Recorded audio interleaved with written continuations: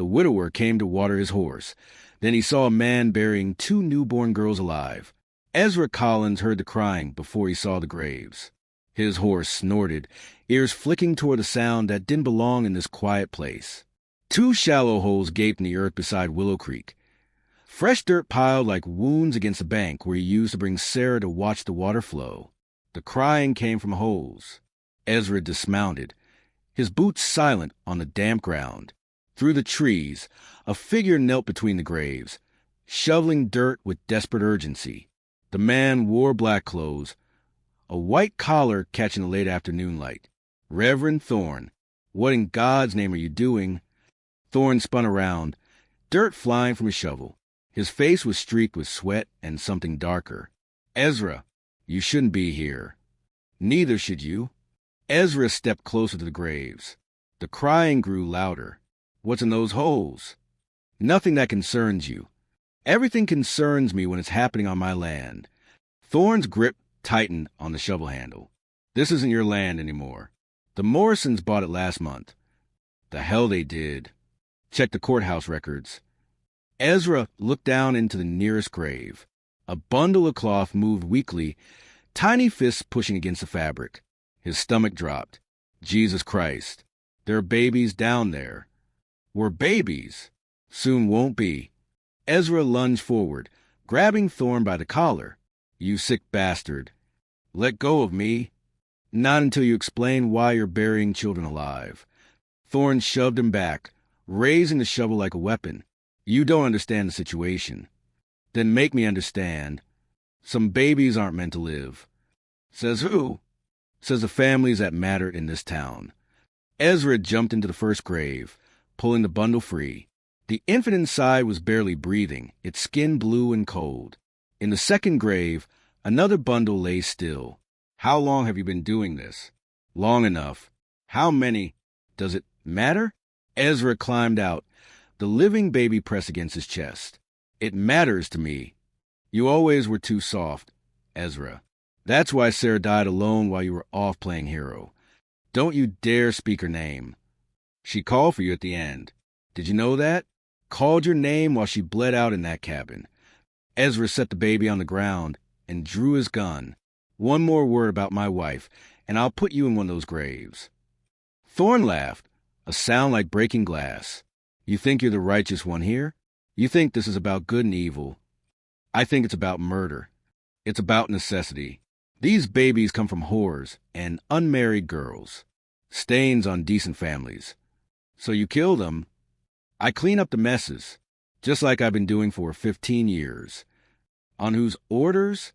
You know whose orders. Say it. The Morrisons. Dr. Morrison specifically. He delivers the babies, decides which ones get to live. And the others get buried where nobody asks questions. Ezra's finger found his trigger. You're done. All of you. You think you can stop this? You think exposing one reverend will change anything? I think it's a start. The Morrisons own Sheriff Morrison. They own Judge Morrison. They own the orphanage, the bank, half the businesses in town. What are you saying? I'm saying you're one man with a dead wife and no family. Who's going to believe you? The baby's alive. That's proof. Proof of what? That you found an abandoned infant by the creek? Happens all the time. Ezra looked down at the bundle in his arms. The child's breathing was shallow but steady. People will listen. People will die, just like your wife died. Sarah died in childbirth. Sarah died because Dr. Morrison let her die. Because you asked too many questions about the missing Hartwell girl. The world tilted beneath Ezra's feet. You're lying. Am I? Ask yourself why the doctor took so long to come. Ask yourself why he seemed so calm when she started bleeding. No, your wife died because you couldn't keep your mouth shut, just like you can't keep your mouth shut now. Ezra raised his gun. I should kill you right here. Go ahead. See how far that gets you. Maybe not far, but far enough. Thorne reached into his coat. His own gun appeared, smaller but no less deadly. Sorry, Ezra. Nothing personal. The shot echoed across the creek. Ezra's horse screamed and fell, blood spreading beneath its body. Next one goes in your chest. Ezra backed away. The baby clutched against him. You can't run forever, Thorne called. And you can't hide. The Morrisons know every hiding place in this county. Then I won't hide. You'll what? March into town with a dying baby and expect justice? I'll try. You'll die, just like Sarah. Ezra turned toward the distant town. The baby's weight almost nothing in his arms. Behind him, Thorne resumed shoveling dirt into the remaining grave. Ezra. He stopped but didn't turn around. When they kill you, and they will kill you, who's going to take care of that baby? Someone will. Someone always does. That's how we got into this mess. Ezra walked away from the creek, away from the graves, away from the man who'd just torn his world apart again. The baby stirred against his chest, its breathing growing weaker with each step. The town lay 3 miles ahead. 3 miles to find help. 3 miles to find someone willing to stand against the Morrison family. 3 miles to save a life that most people would consider worthless. Ezra had walked longer distances for lesser causes. Today he'd walk as far as it took, even if it killed him. Ezra pushed through the doors of Morrison Medical with the dying infant pressed against his chest. The baby's breathing had grown shallow during the 3-mile walk, its skin pale as winter sky. Dr. Morrison looked up from his desk, his face hardening when he saw who stood before him. What do you want, Collins? This baby needs help. Where did you find it? Does it matter? Dr. Morrison rose slowly, his gray beard carefully trimmed, his clothes expensive. Everything about him spoke of power and control. Everything matters when it involves foundlings. It's dying. Babies die all the time. Natural selection. Ezra stepped closer. This one doesn't have to. I'm not in the charity business. Since when? Since always. You should know that by now. The baby's breathing hitched. Ezra felt the tiny chest barely moving. I'll pay whatever you want. It's not about money. Then what? It's about maintaining order. Some children aren't meant to survive. Who decides that? People with sense. People who understand the bigger picture. Ezra placed the baby on Morrison's examination table. Look at it. Just look. Morrison glanced down without interest. Female. Probably born to some unwed girl. Better off dead. You sick bastard. I'm a realist. You're a dreamer. That's why your wife died and you couldn't save her. Ezra's hands clenched. Sarah died because you let her die. Sarah died because God willed it. God had nothing to do with it. Morrison moved to the door, opening it wide. Get out. Take that thing with you. Ezra scooped up the baby. I'll find someone else. Good luck with that. The door slammed behind him. Ezra stood on the street, holding a dying child in a town that didn't want either of them alive. Then he remembered Sarah Fletcher, the midwife who lived on the edge of town. If anyone would help, it would be her. Sarah's house sat behind a white picket fence, herbs growing wild in her garden. She answered the door before he knocked, as if she'd been waiting. Ezra Collins, I wonder when you'd come. This baby's dying. Bring it inside. Sarah's kitchen smelled of lavender and something else, something medicinal. She took the infant without hesitation, her hands sure and gentle. How long has it been like this? Found an hour ago. Where? By the creek. Reverend Thorne was buried alive. Sarah's hands never stopped working, but her face went rigid. Thorne, you know about this? I know about all of it. She warmed water, cleaned the baby's mouth, pressed her ear to its chest. The infant stirred, making soft sounds. She'll live, but barely. It's a girl. That's probably why they wanted her dead. Sarah wrapped the baby in clean cloth, placed her in a basket near the warm stove. Then she walked to a cabinet, moved aside jars of herbs, and pulled out a leather journal. Sit down, Ezra. What's that? The truth. She opened the journal. Page after page of names, dates, descriptions, all written in different hands. 15 years of records. Every baby taken. Every mother forced to give birth in secret. Ezra read over her shoulder. Jesus. The Morrison family has been stealing children for decades. Some get sold to families in other territories. Some get disposed of. How many people know? Every woman who's lost a child. We've been documenting everything. Why haven't you gone to the authorities? The authorities are part of it. Outside, horses approached. Sarah moved to the window, her face pale. Sheriff Morrison. With deputies. How did they find me so fast? The Morrison family has eyes everywhere. Heavy footsteps on the porch. A fist pounded the door. Open up, Sarah. We know he's in there. Sarah grabbed the journal, shoved it back in the cabinet. Follow me. She led Ezra through the kitchen to a back room. Behind a false wall was a narrow passage. Where does this go? Underground. Every house on this side of town is connected.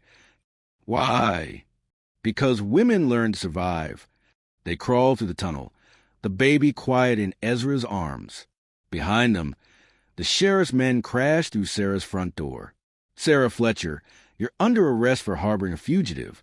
The passage opened into a cellar. Above them, floorboards creaked. An old woman descended the stairs, carrying a lantern. They're searching every house, she whispered.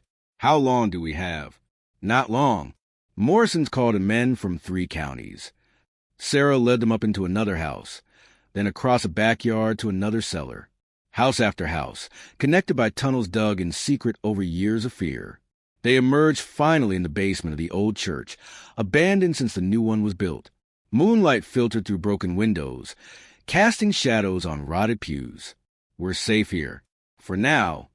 Ezra sat on a dusty bench, the baby sleeping against his chest. How deep does this go? Judge Morrison, Sheriff Morrison, Reverend Thorne, half the town council. All family, all owned by the family. The Morrisons have been selling babies for 50 years. Started with orphans nobody would miss. And now they take any baby they want. Tell the mothers it died in birth. Where do they sell them? Rich families in cities. People who pay top dollar for a healthy white infant. What about the others? The sick ones? The wrong color? They get buried. Outside, torches moved between the houses.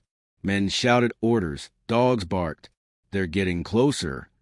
They won't find us here, but we can't stay forever. Ezra looked down at the sleeping infant. So small, so helpless. Worth dying for? Worth killing for? Sarah, yes. How do we stop them? We don't stop them. We expose them. To who? You said the law is corrupt. The law here is corrupt. But there are people outside this town. People who listen. If we live long enough to reach them. If we live long enough. Dawn broke over the abandoned church as Sarah gathered the women. They came to the tunnels one by one, carrying their grief like weapons. Mrs. Hartwell, whose daughter vanished 3 winters ago. The widow Patterson, who lost twins to stillbirth. Mary Chun, whose mixed-race baby disappeared hours after delivery. 15 women total, their faces hard as stone. Sarah spread the journal on the altar. Every name is here, every child they stole. How do we make them pay? Asked Mrs. Hartwell. We confront them, today, while the men are at Sunday service. Ezra bounced the infant gently, her breathing now strong and steady. The Morrison estate is fortified. They'll have guards. Not today they won't. Most of their men will be in church, playing righteous. Mary Chin checked her rifle. What about the sheriff? He'll come, but we'll be ready. The women dispersed to gather weapons. Hunting rifles, kitchen knives, farm tools sharpened to lethal points. They met at the edge of town as church bells rang, drawing the men away from their homes. The Morrison estate sprawled across 5 acres, its white columns gleaming in the morning sun. Dr. Morrison sat on his front porch, reading papers and sipping coffee like a king surveying his domain. Sarah led the women up the main drive, their boots crunching on gravel. Morrison looked up, his face shifting from surprise to cold calculation. Well, the grieving mothers come calling. We want our children back, Sarah said. Your children are where they belong. Dead and buried? Some of them. Ezra stepped forward, the baby in his arms. This one's not dead. Morrison set down his coffee. That's unfortunate. Thorne was supposed to handle that. Handle what? Murder. Population control. This town doesn't need more mouths it can't feed. Mrs. Hartwell raised her rifle. Where's my daughter? Sold to a nice family in the East. Better life than she would have had here. You had no right. I had every right. Unmarried mothers produce unwanted children. I found those children homes. You sold them like cattle, Marichin spat. I provided a service. Supply and demand. Sarah opened the journal. 53 babies over 15 years. How much money did you make? Enough to keep this town running. You think the school, the hospital, the roads paid for themselves? You built this town on dead children. I built this town on practical decisions. The sound of approaching horses cut through the morning air. Sheriff Morrison appeared with 6 deputies, all armed and ready. Drop your weapons, the sheriff commanded. No, Sarah replied. I'm giving you one chance. You've had 50 chances to do the right thing. Pa! Just give the order, one deputy whispered. Shut up and aim. But the women didn't flinch. Mrs. Hartwell kept her rifle trained on Dr. Morrison. Marichin flanked left, seeking better position. The widow Patterson gripped a hay fork like a spear. You killed my babies, Patterson said quietly. Your babies were born dead. Liar. Prove it. Sarah held up the journal. Every detail is here. Names, dates, prices paid. Dr. Morrison pulled a pistol from his coat. That journal is a collection of lies written by hysterical women. Then why are you so afraid of it? I'm not afraid of anything. Movement in the trees caught Ezra's attention. Reverend Thorne emerged, carrying a heavy satchel, heading for the stable. He froze when he saw the standoff. Going somewhere, Reverend? Sarah called. Church business. What's in the bag? Donations. Marichin swung her rifle toward Thorne. Open it. I don't take orders from you people. Open it, or I'll open you. Thorne's hand moved toward his gun. Mrs. Hartwell shot him through the shoulder, spinning him around. The satchel burst open, spilling gold coins and paper money across the ground. Blood money, Sarah said. Dr. Morrison raised his pistol toward Sarah. Enough games. The shot echoed across the estate. Sarah stumbled backward, clutching her chest. Blood seeped between her fingers. Ezra handed the baby to Mrs. Hartwell and drew his own gun. Dr. Morrison turned toward him, but Ezra's shot was faster. The old man fell backward, his blood staining the white porch. Sheriff Morrison looked around at the armed women, at his father's corpse, at the scattered evidence of decades of crime. Pa's dead, he said quietly. So are 53 children, Sarah gasped. What do you want? Justice. The sheriff looked at the journal, at the money, at the faces of women who'd lost everything. I surrender. His deputies followed suit, laying down their weapons. The Morrison dynasty was finished. 6 months later, Ezra stood beside Sarah's grave, holding the infant who'd survived when so many others hadn't. The baby had grown strong under the care of the women who'd fought for her. She had a dozen mothers now, a dozen protectors. Her name's Hope, Sarah had whispered before she died. Call her Hope. The town was different now. Quieter. Cleaner. The corruption had been cut out like a cancer, leaving healthy tissue to heal. The surviving Morrison properties were sold. The money used to build a proper orphanage run by the women who understood the value of every child. Ezra wasn't alone anymore. He'd found his purpose in protecting the innocent, in standing with the women who'd taught him that justice sometimes came from the barrel of a rifle. Hope gurgled in his arms, reaching for the flowers on Sarah's grave. Somewhere in the distance, church bells rang for Sunday service. But this time, the sound carried hope instead of lies.